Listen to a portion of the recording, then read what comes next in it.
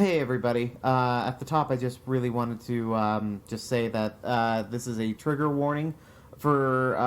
Major trigger warning. Major trigger warning for specifically discussion about suicide, as well as mental health and child endangerment. So, trigger warning for that. If you or a loved one or anybody that you know is struggling, please call either 988, that is the Suicide and Crisis Lifeline. You can also text that number. You can text that number, and that works pretty well. And then there's also the original number, 1-800-273-8255. Thank you very much for listening.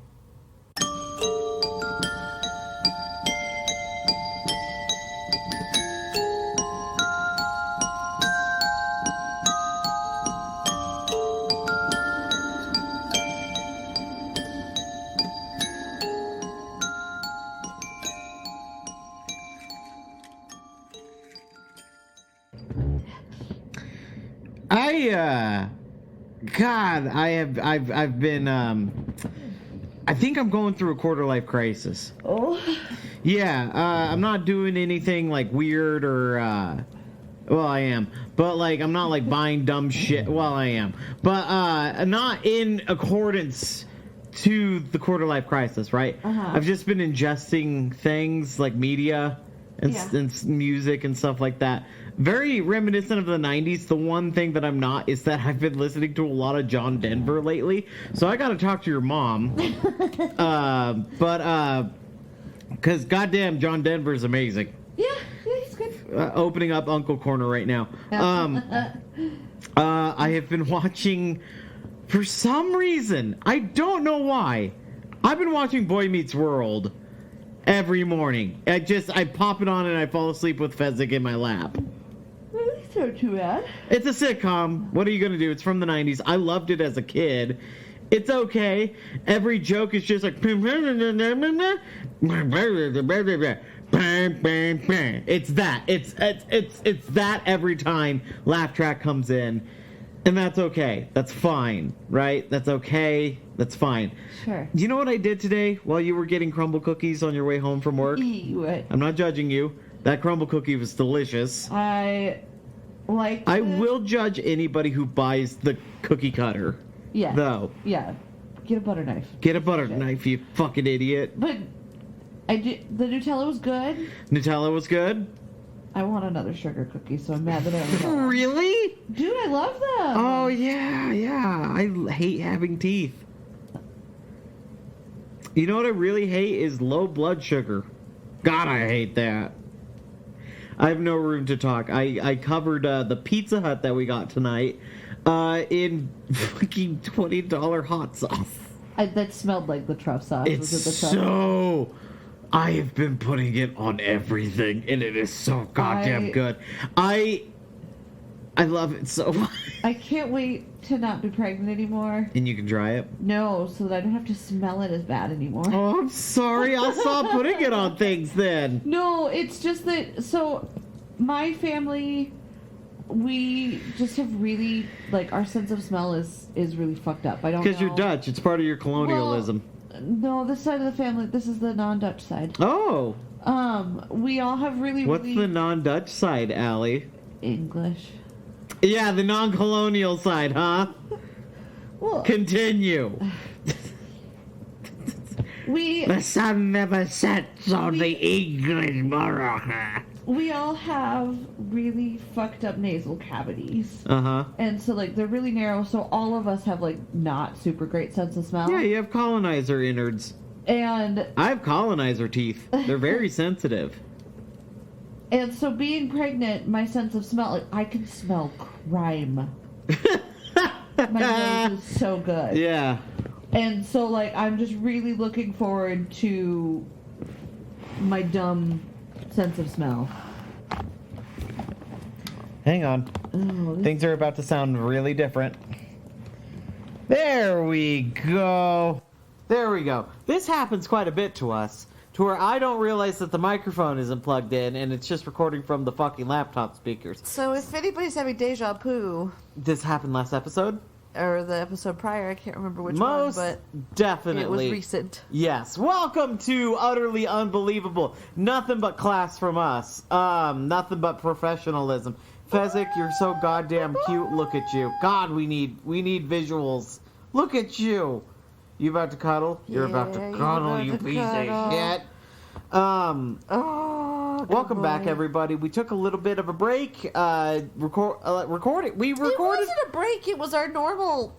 It's actually our normal one, and October was the weird one. Yeah, where we recorded every week, which, like, for a pregnant lady, took a lot out of you, which is understandable. So it's okay. Yeah. It was a fun experiment. It seemed to do pretty well.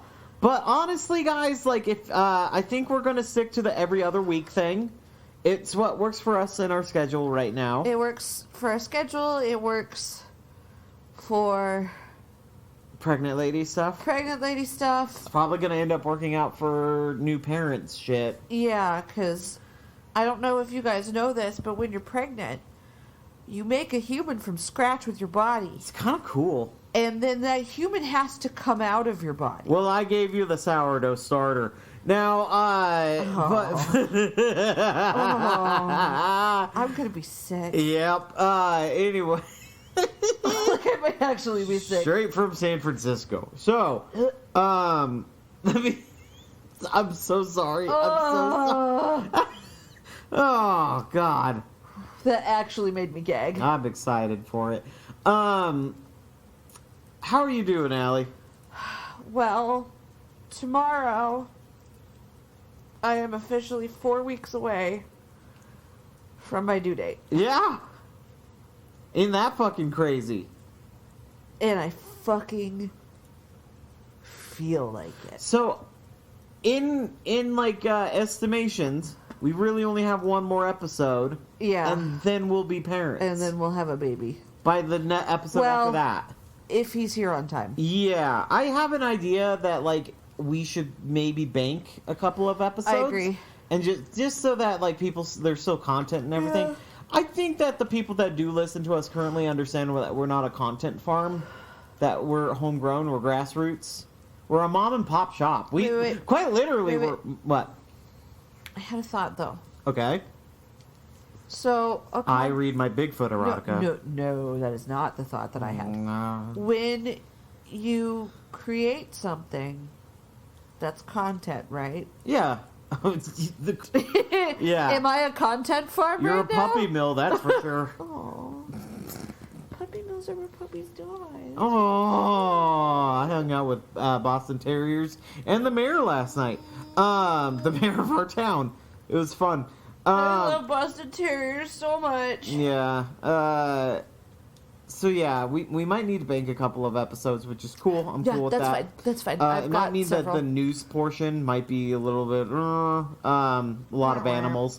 But for those of you that don't know, if it's an animal heavy news week for us or news episode, it means one of two things. One, we recorded pretty quickly after a previous episode, or two, it was a slow news week and Chad didn't do his due diligence to find weird news. 3, the news was full of child murder and Allie told him no. Dude, that happened once. I know. That happened once where it was nothing but child murder. I know. And it was just like, hey, so there was a school shooting, there was like a parade that had a fucking shooting, and then also this woman murdered a bunch of kids. So like, I it's gonna be nothing but animals this week. Yeah, there's a couple of episodes in the past. I just want to open up with a little bit of a shout out. We still have some diehards. John, Matt, Kat, Grace. Oh God.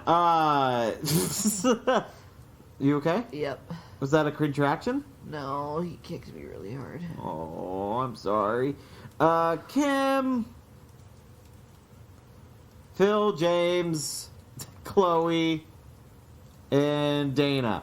All right. And Grace. Another Grace. There's 2 Graces. But yeah, just shout outs to them. Thank you so much for listening. Shout out to our super fan in Texas that is clearly doing some heavy lifting, telling your friends. I appreciate that.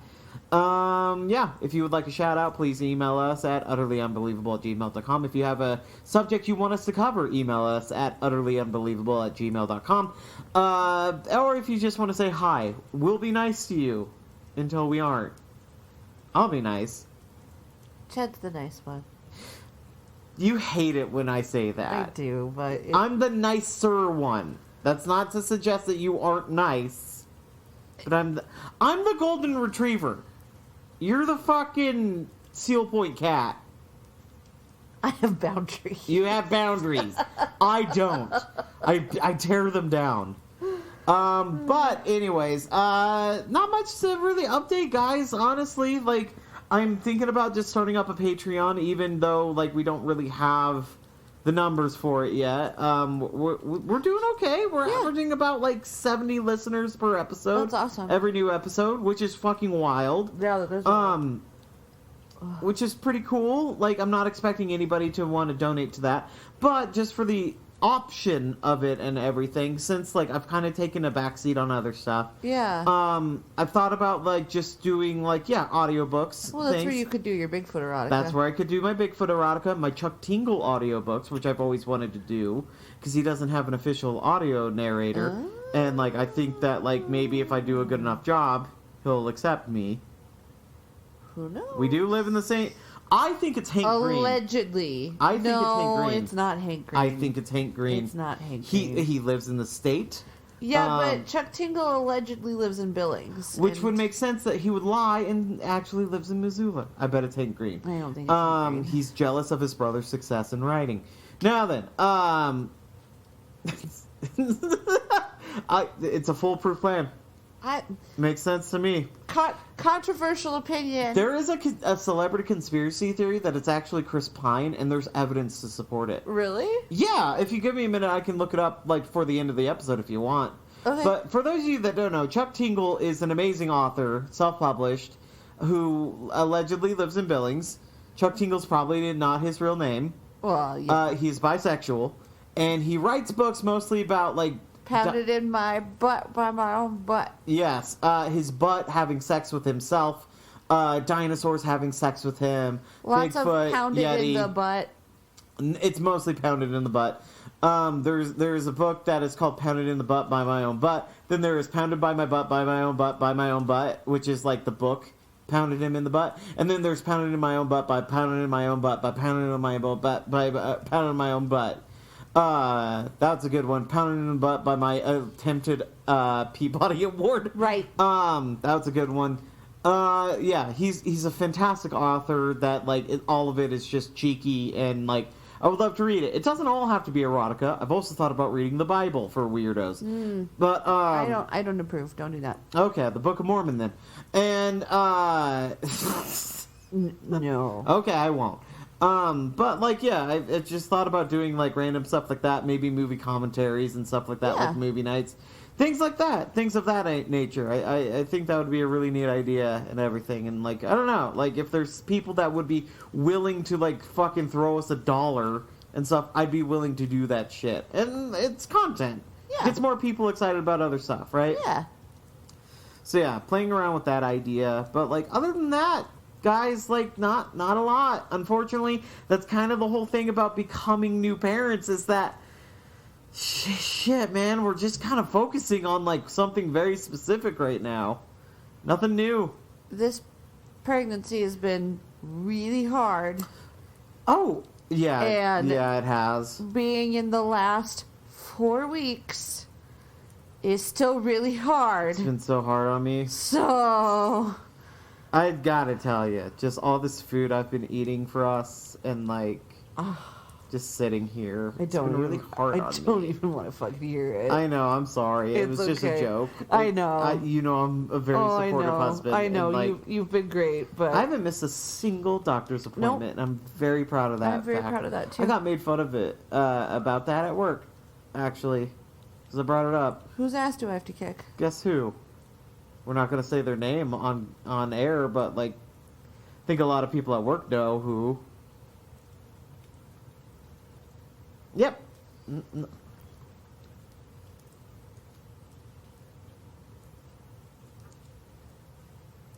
It's Matt. Oh. I'm gonna cut that out. Okay. Sorry, I did a different letter, and you said yeah, and then you made a different letter, and I was like, Yeah, anyways, You know what? I'm not fucking surprised that that's the person that did that, because that person, can go suck on a chode. yeah.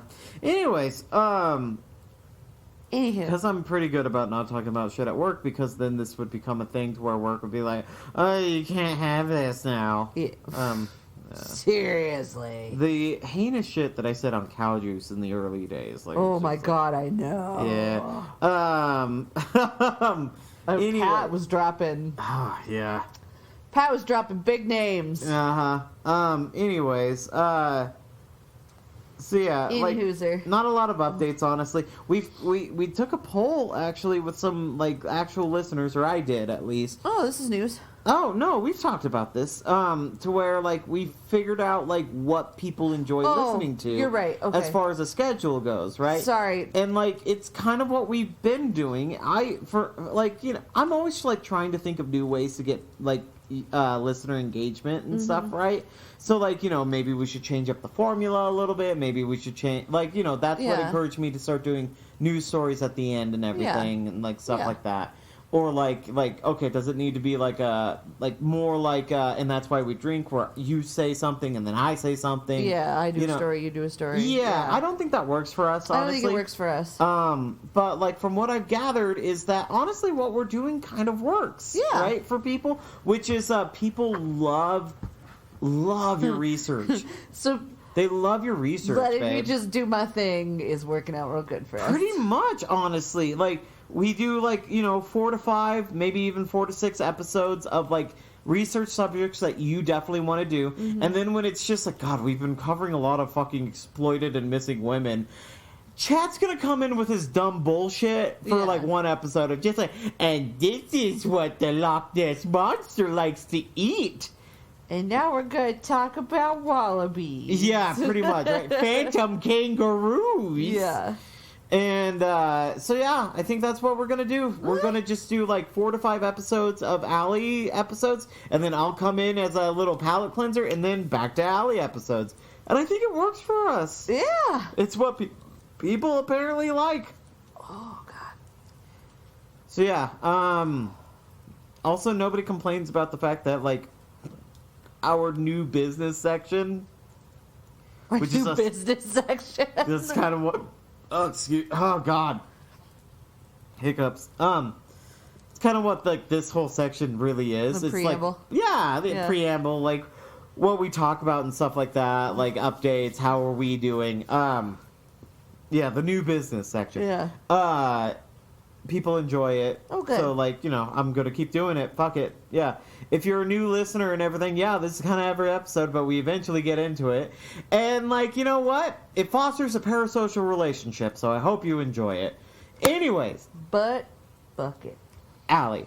Yeah. What are we talking about today? I have no idea what we are fucking talking about. Oh, today. We talked a lot of Russia in the past. We did. Yeah. We are coming back to the old U.S. of A. Oh, and I'm proud to be an American. So, in the last 2 weeks, when I was, like, finding, like, headlines and stuff, it's nothing but election shit. Well, and it's just like, God damn it. Yeah. Yeah. I mean, there has been some interesting news.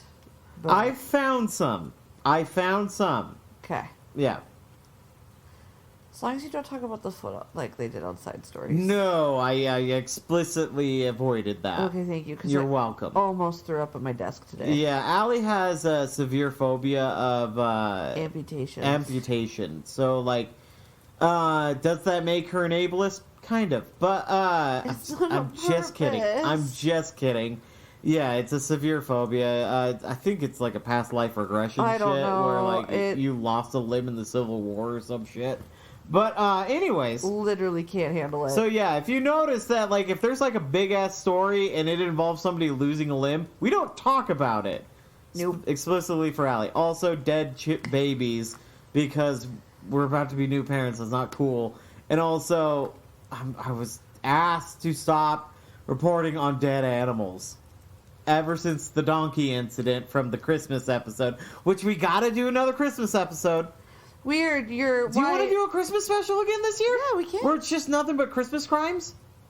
I don't know if there's that many left. We'll figure something out. I could probably do a history of Krampus. Okay. Or something like that. I can definitely think of a few We Christmas... could talk about Black Pete. Well, so, like I said, I could think of a few Christmas crimes, It's racist. What? yeah, I know, because it's my people. Yeah. Black Peter. I can think of a few Christmas crimes, but it's not going to be fun. No. It's real sad. It's kind of like the 420 episode idea that I had, and it's just like, ooh, there's either Hitler or Columbine. Aww. Wasn't Oklahoma City also around that time? I don't remember. I think so. I mean, Timothy McVeigh was a white supremacist, so it doesn't shock me. Right. Anyways. Anywho. What are we talking about? We are talking about... I told John that we were talking about John Wayne Gacy. Oh. Just like, I just want to cuddle up with you guys, like at the foot of your bed and just listen to you guys talk. And it's just like, we don't always talk about that stuff. And then literally the other night, you and I were discussing the ramifications of the Casey Anthony trial. Oh, yeah. Yeah. Anyways. Yeah. Anywho, I mean, here's a little snippet into what happens when we talk about these things. Let's talk about John Wayne Gacy. He was a fuck, no. Yeah, pretty much. Pretty much. Anyway, we are covering Timothy Pitzen. I figured you didn't know who that was. No. Sorry. I'll put in like America's Funniest Home Video or something underneath that. Oh, no? No. Poor taste? Poor taste. Okay. Poor taste. I'm just going to jump right in. So, Amy and Jim didn't have the best of marriages, but they both loved Timothy, a bubbly handful of a little boy. Oh, no. Uh-huh. He loved to ride his bike that his parents got him, and even though he was only allowed to ride in front of the house, Timothy would often sneak off to friends' houses only to come back and proudly ask his folks, "Did you miss me while I was gone?" What? I'm getting into it. What is the story? I'm getting into it. What? I'm getting into What the it. fuck is this? Okay, continue. It's a story about a little boy named Timothy. Okay. Okay. Timothy was never real, was he? No, it's not. In 2008, the couple, not do Timothy, Robert but Amy and Dahl. Jim, eventually, almost split for good when Jim found out Amy was texting back and forth with one of her 3 ex-husbands. Whoa. Whoa. Wait, he was number 4? Yup. Look, I don't want to shame anybody because love comes in many forms. I don't know. You're my person, right? Yeah. Like, even if, like, something irrevocable happens in our relationship, we're split, right? Well, I don't even like fucking thinking about it. I don't either. But, like, I don't think I would ever marry. I don't think I would ever remarry. I'm not trying to shame anybody. But I mean, like, after the 3rd, I would have to think, like, maybe I should not. Maybe it's me. Maybe it's me. You know, there's an old saying of just, like, if one person calls you, like, says you have a tail, it's just like, you know, that person's crazy. I don't have a tail. 2 people, like, say you have a tail, well, they're ganging up on me. Like, clearly they're in it together. If 3 people say you have a tail, turn around. Yeah. Turn around, ding dong. Yeah. So, in the weeks leading up to May 11th, the couple had been fighting again about a trip Amy had taken to the Bahamas for her birthday. Jim was perturbed that she didn't want her husband and son to come with, and insisted instead that Amy brought along 2 girlfriends. I get it, birthdays, you know, sometimes maybe you're like, you know what, I just want to have a girls' night, but Bahamas? That kind of is a little problematic in my head. It's a little weird. Especially considering that she is 3 times divorced. It's just like, don't know why she was divorced, but like, this was for her birthday? Yeah. She didn't want to spend it with her family? No, she refused to spend it with her husband and son. That's problematic. It's a little interesting. Yeah. In all of their fighting, Amy would tell her friends that she was frightened that if they did ever divorce, Jim would take Tim away from her and hold her mental health issues over her to keep her from sharing custody of Timothy. Ooh, okay. And now we get into the thick of it. Okay. So, Into the thick of it! on May 11th, 2011, at 8:15 a.m., Pretty recent. Wow, okay. Timothy's mom, Amy Fry Pitzen, checked the 6-year-old out of his elementary school, claiming that there was an emergency. When Jim showed up to pick his son from kindergarten, they were surprised to see him there. What are you doing here? What the fuck do you mean, what am I doing here? Stuart, what are you doing here? Stuart, what are you doing here?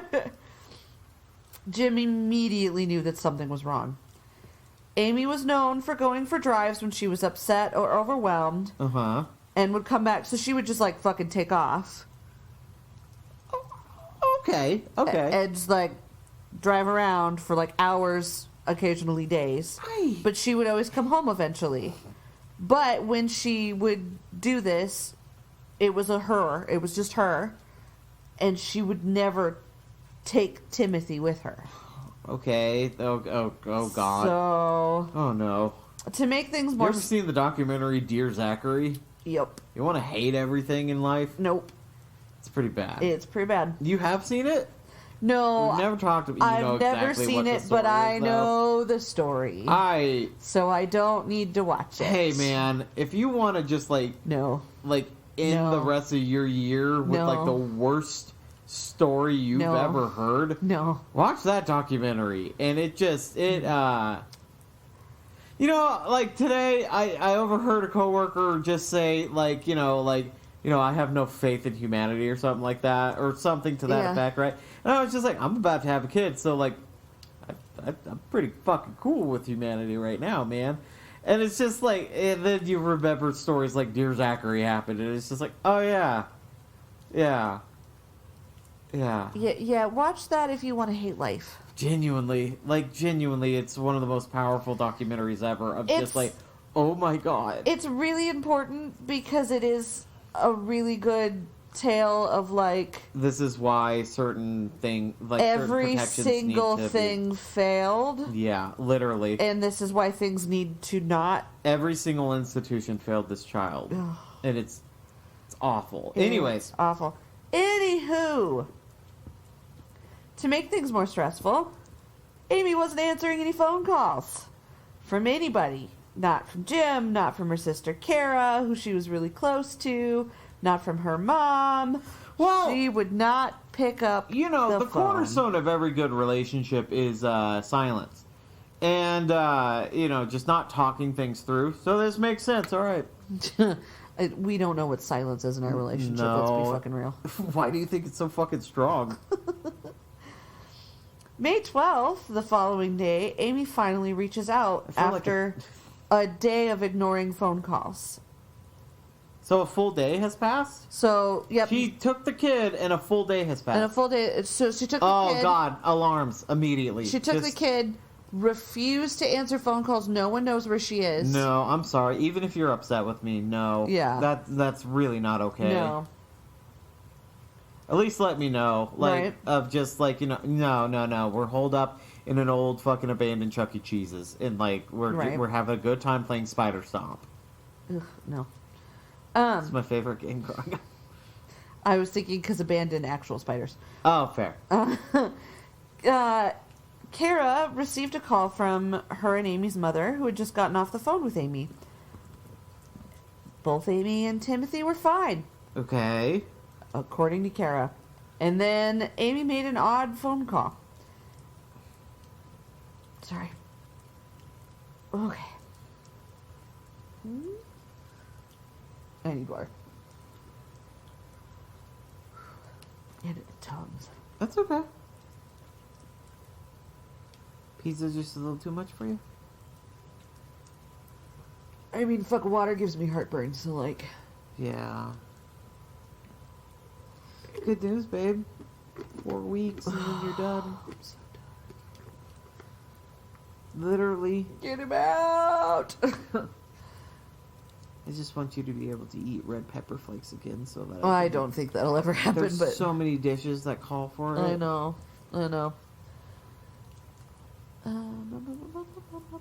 Okay, so Amy makes a weird phone call. Instead of letting her husband Jim know what was going on, she calls Chuck, her brother-in-law. So this is getting all sorts of... This is Jim's brother? Yeah. Okay. So that would be like if I took our son... Yeah, and then called Brian. Yeah. Okay. After not talking to you for a full day. Yeah. So Chuck was like, the fuck are you doing? You need to call Jim. Amy promptly told Chuck, Tim is my son, and I could do what I want. And then she hung up. Really, this woman can't keep a husband, huh? Chuck then called his brother, being like, hey! Weird story. How's it hanging? Yeah, some shit's going Low down. and to the left? Me too, brother. Jim tried calling Amy, and of course got no response. He tried 3 times, and then I guess was like, okay, well, she doesn't want to fucking talk to me, apparently. Does it say that they had fought about something earlier? Well, so they were fighting. Yeah, probably about the Bahamas trip. Yes. Okay. Yeah, they were fighting, and they were... Before the Bahamas trips, they were kind of on the rocks. They were talking about maybe splitting. Uh-huh. And then she went on this trip, which aggravated the fight further. So she's already gone on that trip. Yeah. Okay. Yeah. Her birthday was like end of April, early May. I can't remember. Yeah. For my birthday, I don't want to be around my family. Yeah. So. Okay. Yeah. And then they got in a huge fight. Yeah. And then she just pulls Tim out of school and fucks off into the night. Jesus. Okay. So Jim had called her a few times, didn't get a response, and then was just like, okay, I guess she's really mad at me. Later phone records would show that Amy did try calling him back, but the phone never connected, so I don't know if maybe she was just in a spotty cell reception area. This was 2011. Cell phones weren't amazing back then. Yeah. You know. They've gotten a lot better. So son and mother group, Tim and Amy, visited the Brookfield Zoo in Brookfield, the Key Lime Cove Resort in... Okay, this is in Wisconsin. Okay. I was like, do I actually talk about where the fuck this is? So this takes place in, like, Wisconsin and Illinois. It kind of... Those are not... Are those close to each other? Wisconsin and Illinois? Yeah, they're neighbors. Okay. That's what I thought, and then my brain was like... Yeah, you know they are. Okay, sorry, I had a pregnancy brain, and I replaced Illinois with Ohio, and I was like, that's not right. Ohio's on the other side. Okay. Yeah. Okay. We're good. Sorry, guys, I'm an idiot. It's all the Great Lakes. Yeah. Yeah. So, Timothy and his mom, Amy, visited the Brookfield Zoo in Brookfield, the Key Lime Cove Resort in Gurnee, and the Killarney Resort and water parks, covering 500 miles over the next 2 days. So they just like go Wow. Just go all fucking out. They just go have a time. This bitch is gonna kill her and her son. The two were last seen together at the Kalahari Resort in Wisconsin Dells on May 14th, my mama's birthday. Oh. 43-year-old Amy would be found deceased in a motel room, dead from an apparent suicide. Oh. Timothy, however, was absolutely nowhere to be found. What? And I feel like I'm not judging her. How old was Timothy? 6. I mentioned that earlier. Yeah, I know. I'm just asking Okay. for clarification. Okay.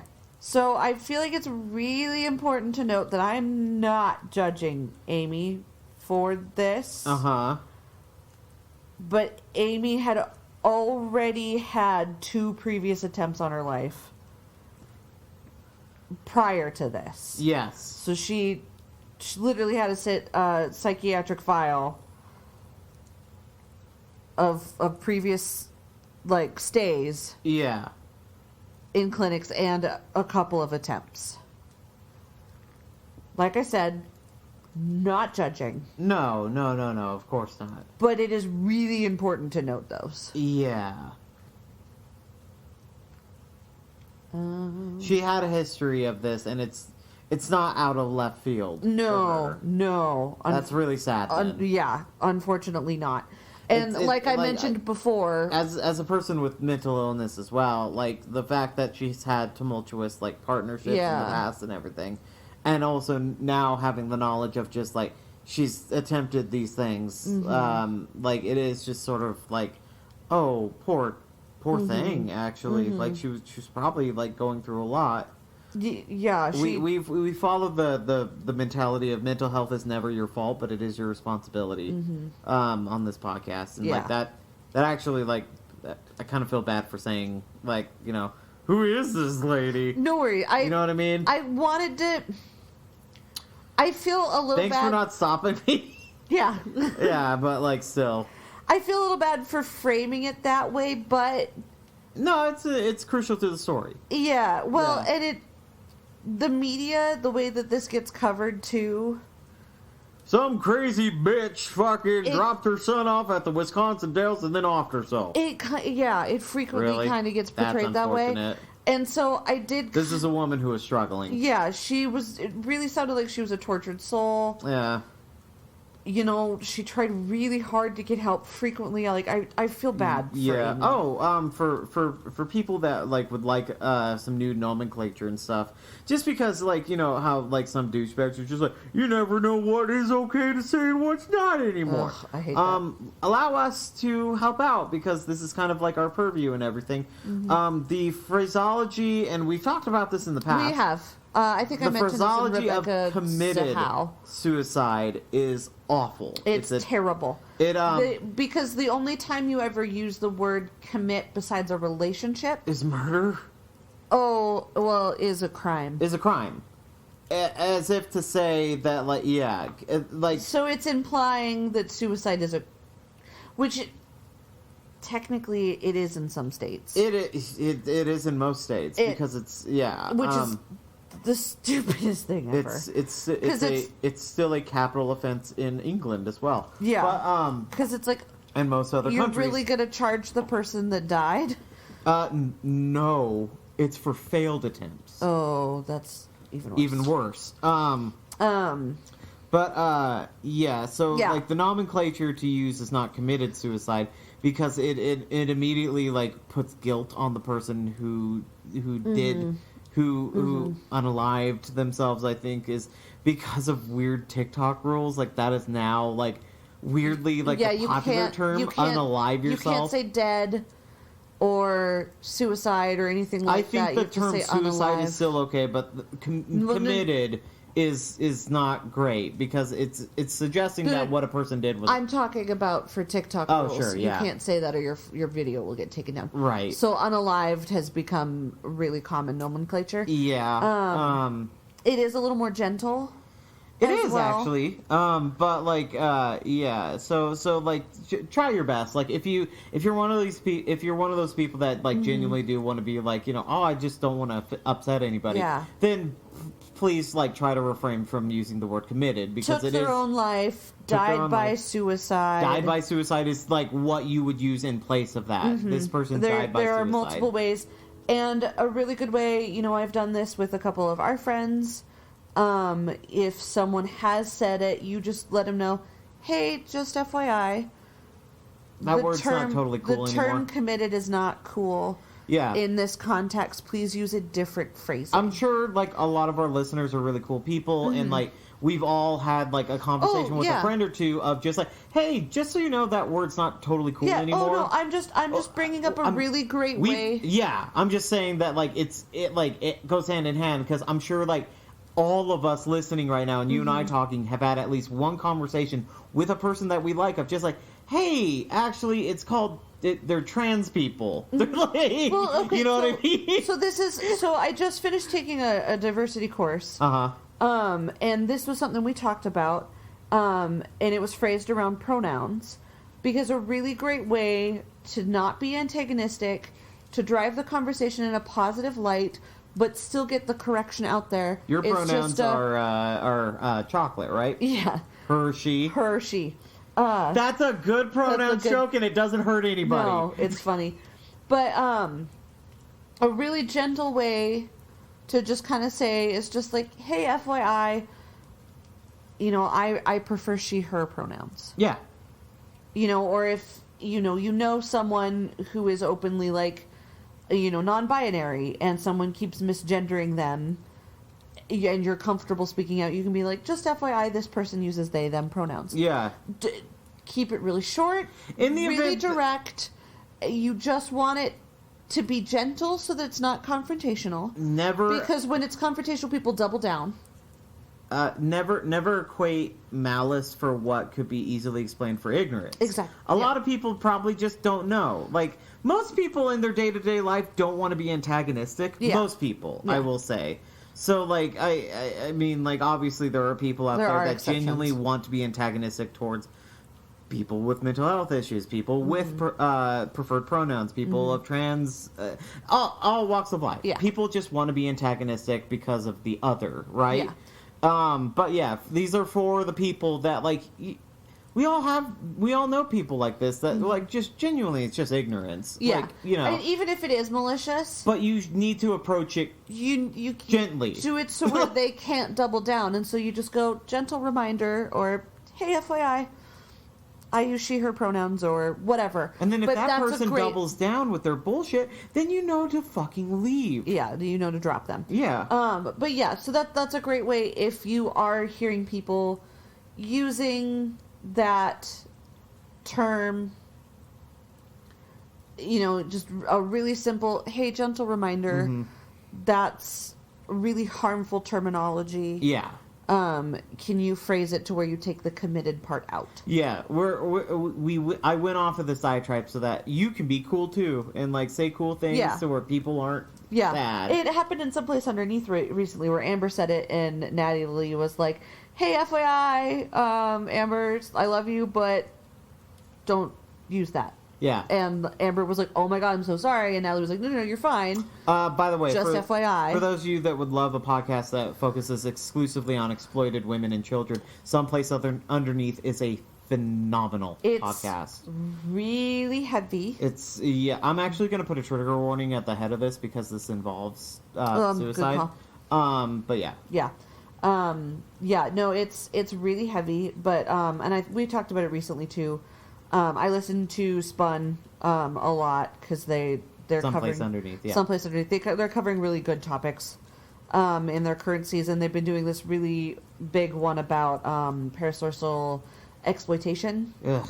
Yeah. Parents who control the social medias of their children exclusively to put out photos and videos of these children, whether or not they are for nefarious intent or not, it is still creating a weird little tiny community of pedophiles and pederasts that digest that content, and it's awful. There's one mom that they talk about in particular. I think I know who you're talking about. She's very well known. Well, she mostly does stuff exclusively on Patreon. It's been brought... Which is so much worse. It's been brought to her attention multiple times that, hey, most of your Patreon subscribers are... Convicted pedophiles. Are convicted pedophiles. And she's still doing it, so she's knowingly doing, like, bath time videos with her minor child. So fucking terrible. For money... for pedophiles. I think that with my new dad body... I look like fucking Thor from God of War Ragnarok. I should be able to have an OnlyFans. I'm an adult. Yeah. And you should be bringing in that extra OnlyFans income. So get on it. Chip, chop, it will chip. just be me eating food. Like, it's... Chip, chop, chip. Or feet pics. I have nice feet and they got tattoos on them. You've got nice feet too. Need I'm a not- little TLC though. It doesn't rev the old engine, but you got nice feet. Thanks. I don't know how to rev the engine with feet. Anyways, so yeah, sorry Yeah. for that little. Sorry for that, but hey, you're listening to us. You know what we're about. yeah, yeah. So back to Amy. It's really sad. Yeah, and like I'm actually glad that like. I'm glad that at the beginning of this episode I was making jokes and stuff, and like now I feel bad because it is just sort of like, oh, this person was struggling. And I didn't. No, this is good example of just like, oh, And I didn't do it. That is a good thing. Yeah, I didn't do it to purposely set you up to fail, but yeah, okay. It is a good reason to be like, oh, you can't just fucking outright judge someone. Nope. So all right, I'm gonna judge this kid though. This missing child. I'm just kidding. Amy was on quite a large cocktail of medication, apparently. It was working for her as well. And she was when she was taking them. And so that kind of enters into some things. I don't remember when I did this research if they know if she was on her meds or not, but it's possible that she went off of her medication. But yeah, like I mentioned in the beginning, she was telling friends that she was worried that her mental health issues were going to make it so she wouldn't get custody of her son if they got divorced. And then with her current husband, like holding that over her, oh, that's awful. Well, Jim never held that over her because they hadn't officially divorced yet. Yeah, but didn't you say that he said that like he would take the No, son? she was worried that okay. She was telling people that she that thinks he this was is gonna what do Jim that. would do. Yeah. Okay. But that hadn't actually happened. Okay. But she was like, because of my mental health paranoia problems, is a part of mental health issues. So yeah, okay. She was like, because of my mental health problems, Jim is going to hold this over me. I mean, she's had partners in the past that it didn't work out. I bet, like I bet it wasn't unfounded for her to think that way. Yeah, exactly. Yeah. I mean, Tim. God damn it! I feel so goddamn bad now. I'm sorry. No, it's okay. Like this is good. This is good. Maybe the listeners also experience the same thing that I'm experiencing right now. So authorities were able to trace Amy's footsteps back, finding out what happened in the hours before her death. She went to a Family Dollar store in Winnebago, Illinois, to purchase paper, pens, and envelopes. It is crazy how all of these Midwest towns are just like stolen Native American names. Seriously, though.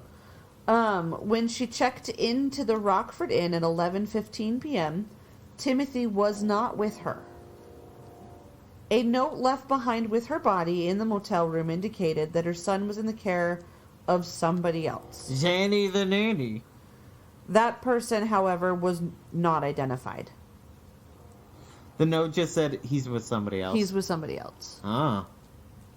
It was just like yep.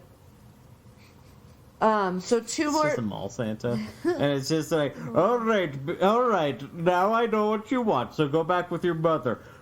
Where's your mom? Yeah. Yeah. Two more notes would arrive later. This is how I get elves. It's like the Lost Boys. That's fucked up. Sorry.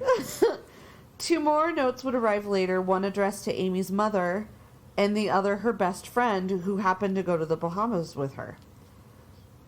I've taken him somewhere safe. He will be cared for, and he says he loves you. Please know that there's nothing you could have done or said that would have changed my mind. Wow. That's what the notes. Wow. At least one of the notes said. Yeah. I don't know if they both said the same thing, but one of the notes said that. The 2004 Ford Expedition SUV Amy was driving that day that she took Timothy out of school was found in a parking lot on May 14th.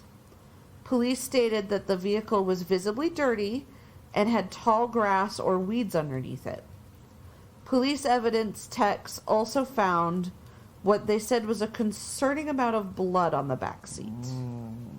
Testing done on the blood identified it as belonging to Timothy, but the family did state that the boy frequently got nosebleeds and that the blood could have been from that.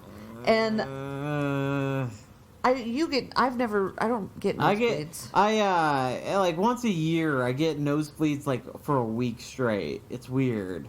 Yeah. Yeah.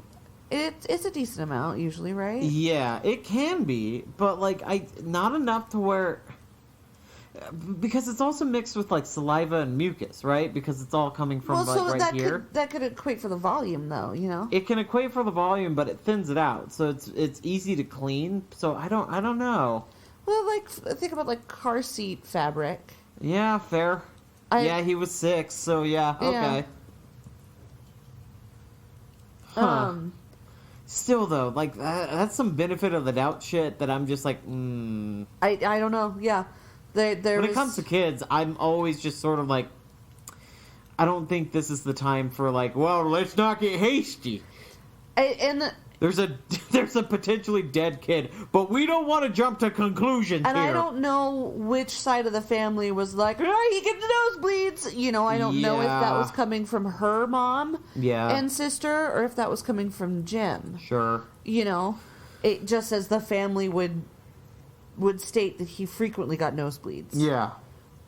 There was a knife found with Amy's body that she used to take her life. And that knife contained only her DNA on it. Okay. This part is also really sad. All of this is sad. Like, this part's extra sad. Her note also apologized to the cleaning staff for having to clean up after her. That's actually pretty common. I know, it's heartbreaking. Yeah. As somebody who has struggled with mental health, like it's sorry, I'm an inconvenience to you. Quite genuinely. Yeah, you think about like in those final moments, how should I do this so I'm not also making somebody else's life hard again. I know frequently a common that's why technique bathtubs bathtubs in a sleeping bag. Yep. Yeah. Cell phone records showed that a phone call Amy made on May 13th was able to mildly triangulate her area. And I say mildly because they still really haven't nailed this down. So anybody who's like, oh... I mean, this was 2011, right? Yeah. Yeah. Yeah, but I'm saying even nowadays, anybody who's like, oh, we know exactly where you are based on incoming phone calls... It's like a 15-mile radius, right? Not necessarily. Yeah. It can bounce all over the place. Right. So because of how cell phone towers work. Yeah. So, like, you really can't triangulate somebody's... You can get an idea, but you can't get a pinpoint, like, oh, this person was here. Yeah. I've seen NCIS. I know that you can do that. It doesn't fucking work that way. You can get the fingerprints off of a cardboard box. So the geolocation that call placed her in was somewhere in the I-88 and I-39 Dixon, Rock Falls, Sterling area. Okay. And they believe that this might have been the last place that Timothy and his mom were together. In the search for Timothy, police also discovered something really weird. Via iPass records, which are tollway records, we don't have tollways here, so I didn't know what that was. They uncovered that Amy had made 2 trips to that same area, so that I-88, I-39, Dixon, Rock Falls, Sterling area, in the winter of 2011. So, one was on February 18th, and the other was on March 20th. So remember how I mentioned that she sometimes would just fucking take off? Yeah. And she'd be gone for like a while. Honestly, now that I know what I know, it sounds like a manic episode. Yeah. This is what you do. Yeah, but so they're guessing. So family members were stumped and had no explanation for why Amy would be there or what she could have been doing there. Police and family wonder if these trips were to scout out the area and that maybe Amy had been planning this for a while. Oh. Which also, like, goes against... That also, like, puts a nail into the idea that this was a manic episode. It was just... No, unfortunately, this is something that this poor woman was dealing with for a while. Yeah, God. It's hard to say, but they were just like, yeah, there were a couple of times where she disappeared. God, and she was It would have been too. around those times. Well, and then it's the same area, and it's just like, we don't know. Yeah. Could Sterling, a place that Amy... I'm really hoping that there's a plot twist of just like, what? Because I'm starting to feel very bad for this woman right now. I feel horrible for her son. Yeah. So, police wonder if Sterling is a place that, while Amy didn't have any connections to, maybe she decided it was a good meeting place, and she gave Timothy to a new family. Just like he's a fucking kitten, just like rehomed him. Yeah, my parents tried that at a Six Flags once, but that was just because I kept eating funnel cakes.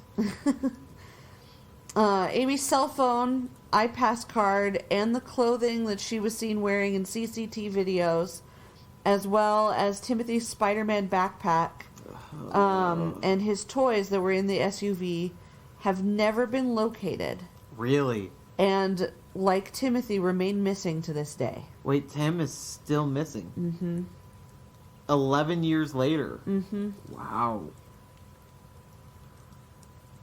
Yeah, I had to think about that. Yeah. In 2019, the case came back into national headlines when a 14-year-old appeared in Cincinnati, Ohio, claiming to be Timothy. DNA testing was done and confirmed that the boy was not actually the missing child. So who the fuck's Or this boy? a fucking child at all. What? This is like some Esther the Orphan shit? You ever seen Orphan? Yeah. Yeah. Yeah. What? Who was this person? A federal judge... Hey, Billy Burwitz, how you doing?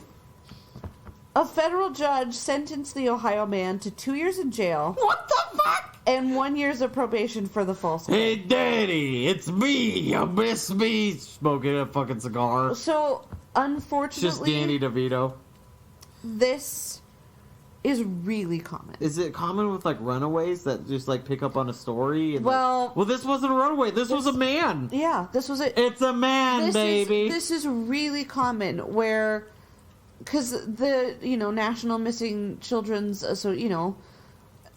This stuff is all public because you want eyes on it. You want people to know. Yeah, runaway train never coming back. Runaway train on a one-wheel track. You want people One-way to track. be on the lookout for missing children because they could...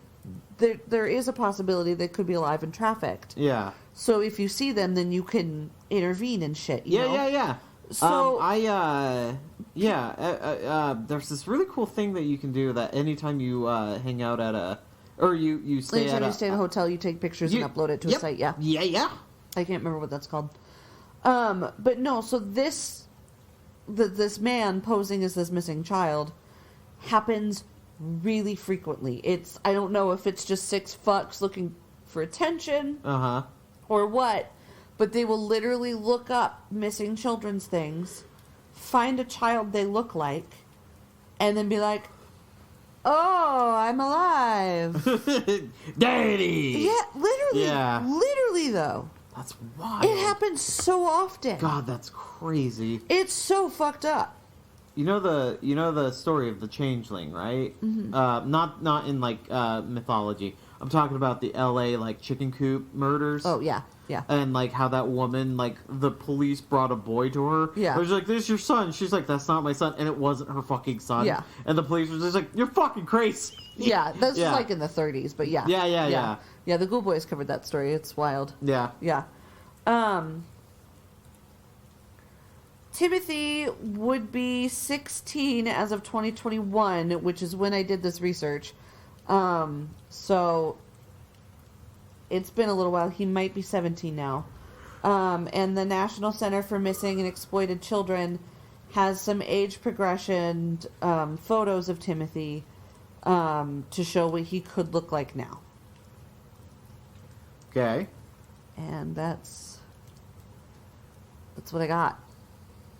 For this story? That's what I got for this story. This whole story? This whole That's story. it? It's kind of short because there's not. I was really hoping that this would be like the fucking 8-Day Bride where you're just like, and it turns out wasn't her handwriting on the note. Nope. Oh my god. Nope. Amy. Well, welcome back, everybody. Amy took Tim. Gave him to another family. And nobody knows who. And that family has just stayed silent the entire time. They think she gave him to another family. They don't know. Golly. And then... What do you think happened? I think that's what this... So, this is another phenomenon that does happen. I know in the 80s, the whole, like, stranger danger, and it was, like, popular in the 90s, too. Because in the 80s and early 90s, there was an uptick in stranger child abductions. Yeah, David Blaine is a phenomena. This is a nightmare. Yeah. But it's like 96%. And I talked about this in the Evelyn Boswell case, too. Yeah. Oh, God. Most child abductions are done by family. 100%, They're familial kidnapping. Yeah, it's really messy for a stranger to kidnap a child. It really is. It's incredibly hard. So, and it is like drastically, the percentages are just like, why the fuck is stranger danger ever a thing that you teach your kid? Right, seriously. It should be hey, do you have a family member that's like spending too much time around you? Like, it should be that. Yeah, seriously, I don't know if I've said this before, and if I haven't, shame on me.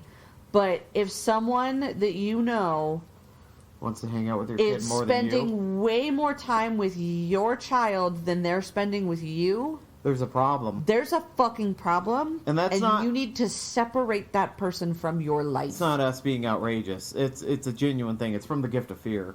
It's from Jim Clemente. It's from so many fucking people who work on cases like Timothy's. Yeah.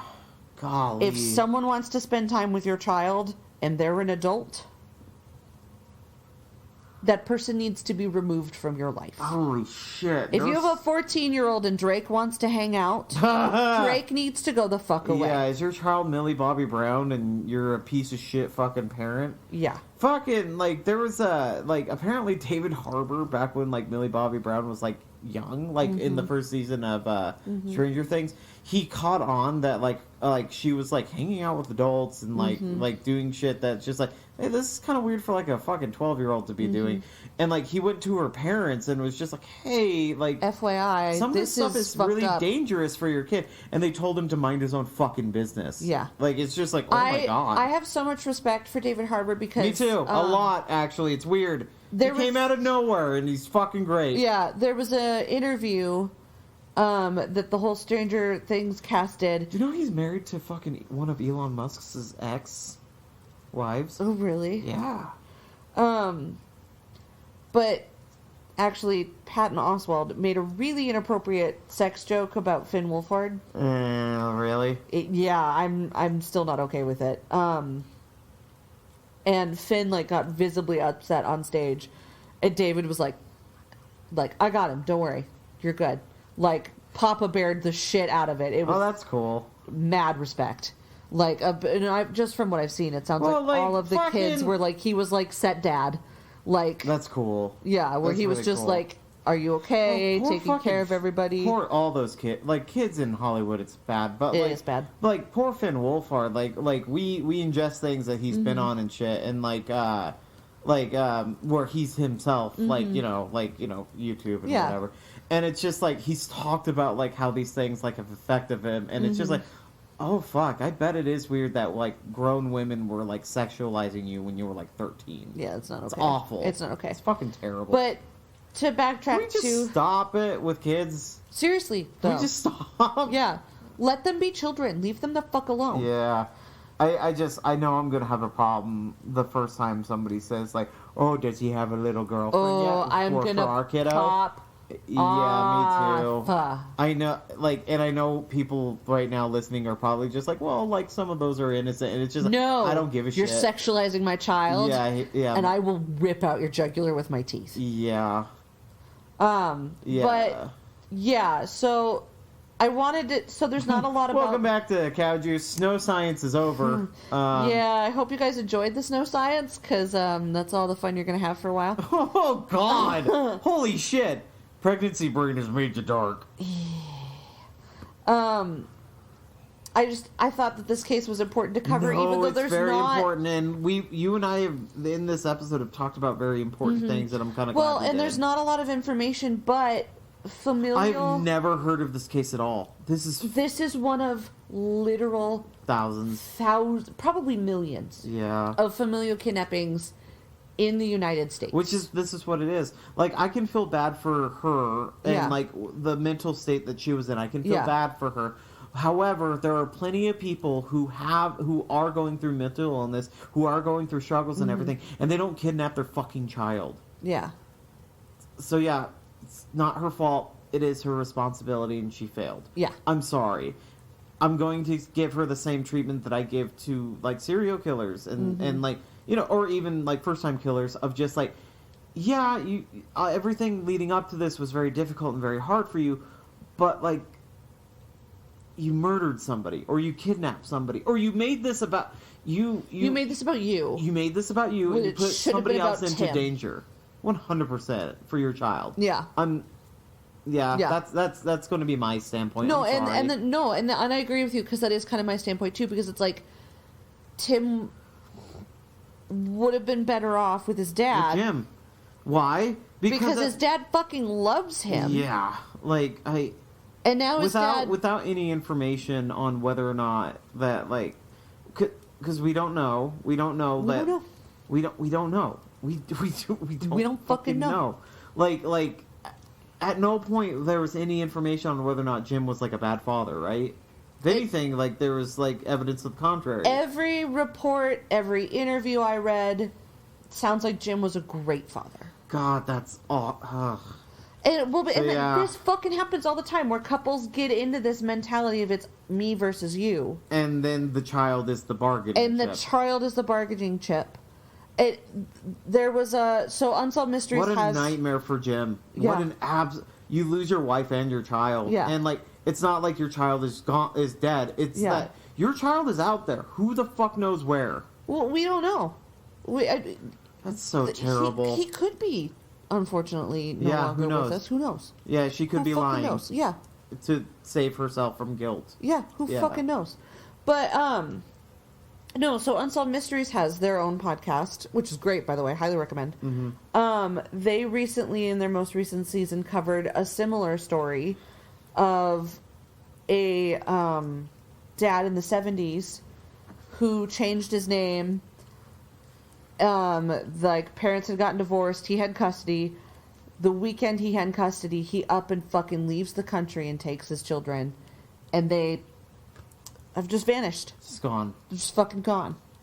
Like, this happens so often, where a parent just gets it in their head that, like, if I separate from my spouse, I you know, something's gonna happen, and it's really terrible, so I need to take my children and leave, or I need to give my children to a new family. It's covert narcissism. Because, they're better off with another family than with my spouse. Who I don't like. It's I don't like. It's covert narcissism, because what it is that you're not viewing these children as their own individual. They're bargaining chips. It's like what you said. It's a bargaining chip. It's an extension of you. It is you. Yeah. It is you, and, like, you don't like this thing, so you're taking them away from. God, it's awful. It's the. Sorry for such a heavy episode, everybody, but this was good. This is important shit to talk about. Well, and it's along the lines of the really, really controlling, abusive behavior of, if I can't have you, no one can. Yeah. Yeah. It kind of falls... For those of you that don't know, that's a red flag. Huge red flag. It usually ends in domestic abuse or fucking murder. Literally, OJ fucking said it Yes. right before he murdered Nicole Brown Simpson. If you ever want to cover OJ. Oh, we're gonna get there. Don't worry. Eventually. It's gonna be the rantiest episode we've ever done in our entire lives, but Yeah. it's gonna happen. Yeah, so that's the unfortunate story of Timmy Pitzen. He's still fucking missing. If you or anybody knows who, like, has any information. The National Center for Exploited and Missing Children have all the information on Tim. I would look that up. Yeah. I would also like to say, and I'm going to, when I do my trigger warning at the top. Yeah, sorry for the bummer, by the way. It's okay. Hey. Welcome to Bummer City, everybody! In 3 episodes, I'll be talking about the New Jersey Devil, so, like, it's okay. Okay. So I'm going to put this at the top with my trigger warning, and I'm going to end, like, this segment now with this. Okay. Is that there are 2 numbers that you can call if you or a family member is experiencing a mental health crisis, specifically of that of suicidal tendencies. That is 988. You can text or call that number. You can text or call 988. It just like 911. It is a specific suicide and crisis lifeline. Yep. Just like 911 is for emergencies. Yep. But this is explicitly for mental health. They will not. It is no judgment. They will send They won't send cops. They will not send cops. It will be a mediator. It will be somebody who is trained to help you in this situation. Of course, there's also the suicide hotline number, which is a little bit longer, but Logic has a rap song about it, and like it is like a little bit easier to. It's just more famous, right? So it's 1-800-273-8255. Yep. And again, it's 899 and or 988. Excuse 988 me, and 1-800-273-8255 for you or anybody you know that is struggling right now. It's important. If you follow me on Twitter, that number is also my pinned tweet. Twitter's still a thing? Yeah, yeah. So, yeah, obviously, like, I'm a big proponent for mental health, and, like, Same. It's something that I've struggled with for a long time. I feel like I've been the best that I've ever been. Yeah. Recently, due to, like, therapy and just, a lot of stuff, and, like, it's really important. If you know somebody who's struggling, reach out, and, like, some people really do need a fucking helping hand, and, like, or if you need a helping hand, like, if nobody knows about it, nobody can help you. So please, for the love of God, reach out. Either through 988 or 1-800-273 God 8255 8255. Yeah. Okay. So I don't mean to immediately change the tone, but are you ready for some headlines? Yeah. So I know I told you that, like, I wouldn't talk about the taxidermy foot that was in the news earlier, right? So I'm not going to. Okay, I was really worried. But I am going to talk about how investigators identify foot found in Yellowstone hot pool. Oh, I already know about this. Oh, okay. So, Yellowstone National Park, Wyoming specifically. Montana, it's West Yellowstone. We have West Yellowstone and Mammoth, and I don't actually. Mammoth actually might be Wyoming. It is. We have such a small part of Yellowstone. It's wild that we claim any of it. I know people that, like, get upset, just like, Yellowstone's in Montana too. Fucking barely. Barely. God. Barely. If you look at the map, it's it's so fucking stupid. Gardner and West, and that's it. It's ridiculous. A foot found floating in a Yellowstone National Park hot pool last summer belonged to a 70-year-old man from Los Angeles, park officials said Thursday. It still isn't clear how the man, Ilhan Rowe, ended up in the hot spring, but the investigators don't suspect foul play, park officials said in a statement. So, go ahead. Park staff found Rowe's partial foot inside of a shoe in Abyss. Oh, it was in Abyss? Yeah. Oh, I've been there. Yeah. Yeah. In the park's West Thumb Geyser Basin in August. Investigators conclude... I disturbed the boy. You just screamed the boy away. I'm sorry. Bye, boy. I love you. Investigators concluded that whatever happened to Rowe occurred in the morning of July 31st, but that nobody saw it. They identified Rowe through a DNA analysis and notified the family, officials said. Excuse me. Abyss Pool is 53 feet, or 16 meters deep, and about 140 degrees Fahrenheit, 60 degrees Celsius, In such springs, hot water cools as it reaches the surface and then sinks as it is replaced by hotter water from below. So why they're saying that is because you can dip your foot in and be like, oh, this isn't so bad. And then you submerge and then you're boiled the fuck alive. It happens all the time. Hey, here's the thing. You're in a national park, right? Respect it. Respect the fuck out of it and stick to the designated paths. You will. Hey, you want to know something fun?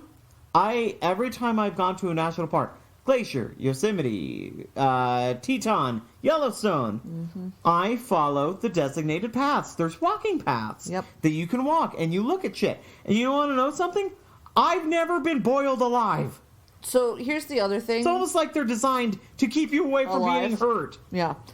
The amount of people that they think they don't have a good ballpark because... People disappear. They get flash boiled. So there's a park ranger... Their bodies disintegrate. So they're close. The fact that the shoe made it out... Yeah. It's a good shoe. It's a good insulated shoe. It was a Keen. I don't know if it was a Keen. There was a park ranger in, 81. He's still listed as a missing person. Mm-hmm. He's Yellowstone's oldest missing person. Yeah. This would be a good story to cover. Yeah, well, there's not that much information. That's the thing. Is the thing, because he was literally... It's more like a campfire story. Well, he was literally walking up a path. He was, told another ranger, I gotta go check on this. Be right back. The theory is that he slipped. And then never saw him again. Ever again. And they think he slipped and fell into a geyser or something. And then either then got disintegrated. Yeah. That's people. It gets so hot, you fucking disintegrate. It is. Yeah, I feel like every 5 years there's a story like this. No, it's even more recent. Is it? It's at least every year. I remember in high school, so this was around 2011, 2012, around then. There was a group of 5 college students that had been using the same hot spring for ever, and then one summer it just fucking changed and they all fucking got cooked alive. And it's just even that, and that wasn't one of the geyser pools, which if you go to Yellowstone, obviously these things are you're told they're temperamental, the bacteria is very specific. Do not touch these, do not go anywhere near these for multiple reasons, right? Even a hot spring, a natural hot spring off of a river bank, can change dramatically. Yeah. The world wants to kill you. Yeah. Well, that's why I consider myself indoorsy. When you read the temperature of the Abyss pool, I remember it being much hotter. Probably. Well, and so what I always got taught, and I'm sure you probably did too, is that the bacteria of the pool can also affect the temperature, but the amount of garbage and human bodies that keep going into these fucking pools is damaging the bacteria and lowering the temperatures of these pools. They're not as hot as they fucking used to be because people keep getting into them. Yeah. It's good, right? Fun. But seriously, there's been a story at least once every year for the last 4 years. You know what's really about sad? Somebody getting in because they're oh, it's a hot springs. Yeah, it's fucking not. You know what's really sad is over COVID and everything that first year specifically, but even 2021. There were the canals of the canals. Everything of Venice. got better for a while. Everything got better for a while because we were all locked up in our homes, except for our national parks because those were the only things you could really do because you were confined to your car, right? Yeah. And it's just it's the only thing in nature that never really got a break was our national parks, and anything got worse. Apparently, Joshua Tree was really, really bad. Joshua COVID. Tree is always bad. Well, but it was even worse during COVID, from what I heard. People are disrespectful. Yeah. KFC apologizes for using Crystal Knocked to promote cheesy chicken in Germany. I'm sorry, what? So that's so fucked up. Oh my god. I definitely said that in a very calm voice. Look at my screen. Yeah. Whoa. The KFC fast food chain in Germany issued an apology on Wednesday after it sent an app alert suggesting customers commemorate the anniversary of Nazi-led attacks on Jews by eating cheesy chicken. The Change German division sent a message to followers on its app that read, "It's Memorial Day for Kristallnacht. Treat yourself with more tender cheese on your crispy chicken. Now at KF Cheese." Oh my god! Oh my god! Oh, I'm mortified. Yeah. Holy fuck. This September 11th, why don't you knock over your hunger with some breadsticks for Pizza Hut? Oh. Fuck it. My god. It's even worse, though, because Kristallnacht is literally, like, one of the worst. One of the worst. The Jewish population in Germany is still minuscule because of the Holocaust. Celebrate Jim Crow Remembrance Day by enjoying some Old Crow black licorice gum. Okay, but last year for Juneteenth, a bunch of U.S. companies got in trouble for promoting grape soda and watermelon for Juneteenth. It's awful. It's just like, knock knock, racism calling. Not surprisingly, many people found KFC's promotion to be tasteless. Kristallnacht, or the Night of Broken Glass, is considered the start of the Holocaust.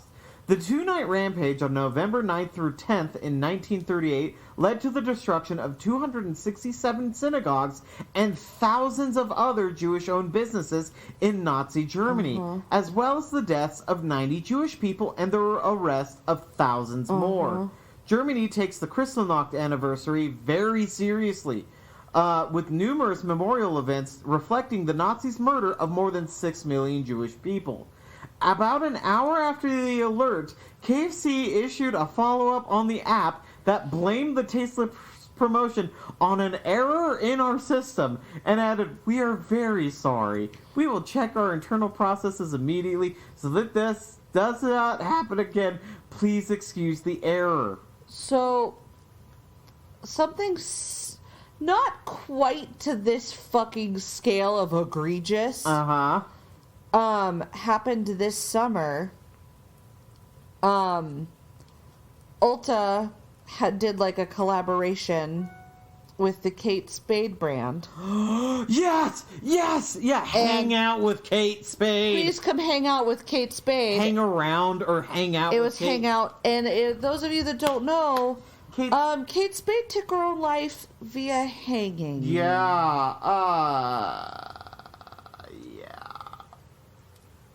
So, I got that email and then the immediate apology email. It was pretty quick. I remember that. The company said it uses a semi-automated, I like the word semi-automated, content creation process linked to calendars that include national observances. The usual review process, the company said, was not properly followed, no shit, and that resulted in a not approved notification being shared. We understand and respect the gravity and history of this day and remain committed to equity, inclusion, and belonging for all.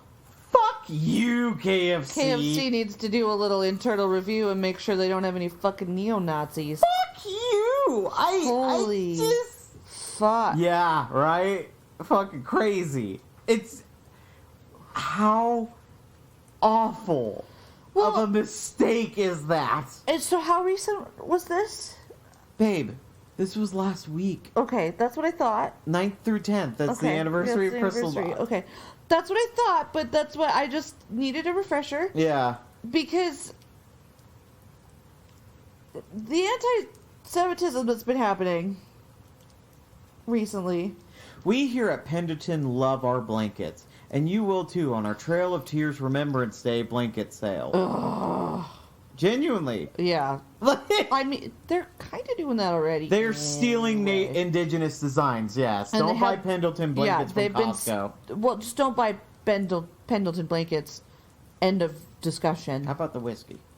Why, the whiskey's different. Oh, is it? I thought it was the same company. I don't think so, but maybe I'm wrong. Mm. But don't buy the blankets because they're stolen indigenous. Does not benefit indigenous people who created those designs.